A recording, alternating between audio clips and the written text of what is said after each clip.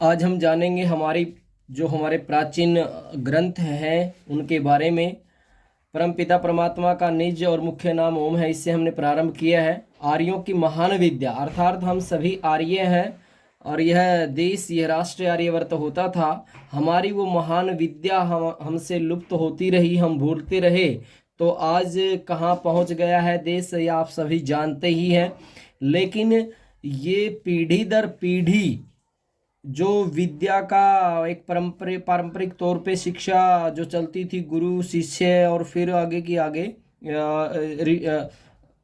ऋषि ऋणी से बोलते थे, तो इसके बारे में हमें जानना अति आवश्यक है और हमारे बच्चों को भी इनके बारे में पता होना चाहिए। ये तो आप सभी जानते हैं कि 4 वेद हैं, ऋग्वेद, यजुर्वेद, सामवेद, अथर्ववेद।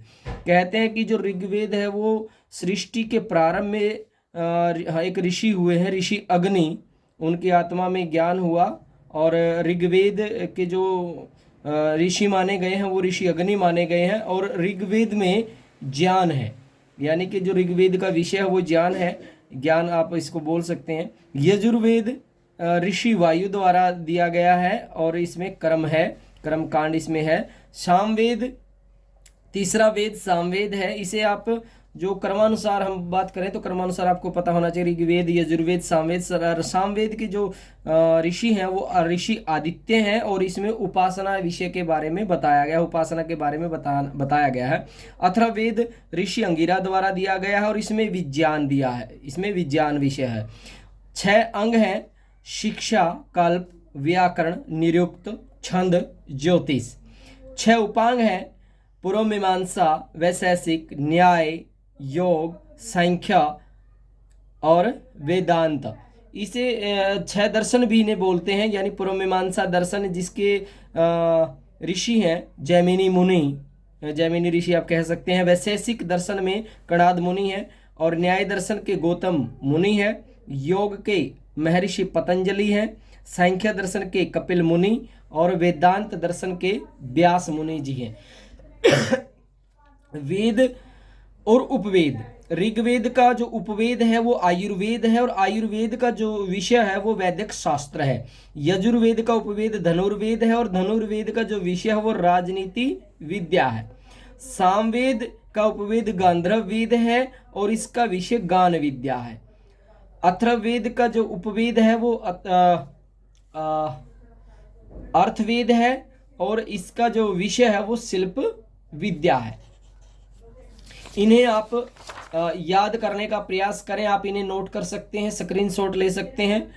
ब्राह्मण ग्रंथ है, ऐत्रेय ब्राह्मण, शतपथ ब्राह्मण, श्याम ब्राह्मण और गोपद ब्राह्मण। 4 ब्राह्मण ग्रंथ माने गए हैं, ये उनके नाम हैं, आपको पता भी होना चाहिए। और यदि आप पढ़ सकते हैं तो जरूर पढ़ें इन हमारे प्राचीन श्रेष्ठ सत्य विद्या पुस्तकों को, इन ग्रंथों को जरूर पढ़ने का प्रयास करना चाहिए। 10 उपनिषद है, वैसे तो कहते हैं 108 है, लेकिन जो मूल हैं, जो वैदिक में माने गए हैं वो 10 उपनिषद ही हैं। ईश, केन, कंठ, परसन, मुंडक, मांडुक्य, ऐत्रेय, तैत्तिरीय, छांदोग्य और बृहदारण्यक। ये 10 उपनिषद हैं। ये हमारी महान श्रेष्ठ विद्या रही है जो सृष्टि के प्रारंभ से ही चली आ रही थी और पीढ़ी दर पीढ़ी आगे के आगे ये चल रही है। तो इनका स्वाध्याय हमें ज़रूर करना चाहिए और मैं कहूँगा कि हमारे ऑल इन वन चैनल को आप सब्सक्राइब ज़रूर करें, शेयर ज़रूर करें। सब्सक्राइब करने में आपका पैसा नहीं लगता है, शेयर करने का भी कोई पैसा नहीं लगता है, लेकिन आप सत्य साहित्य इस विद्या में ज़रूर सहभागिता निभा सकते हैं। चैनल को सब्सक्राइब करें, ज़्यादा से ज़्यादा लाइक शेयर करें।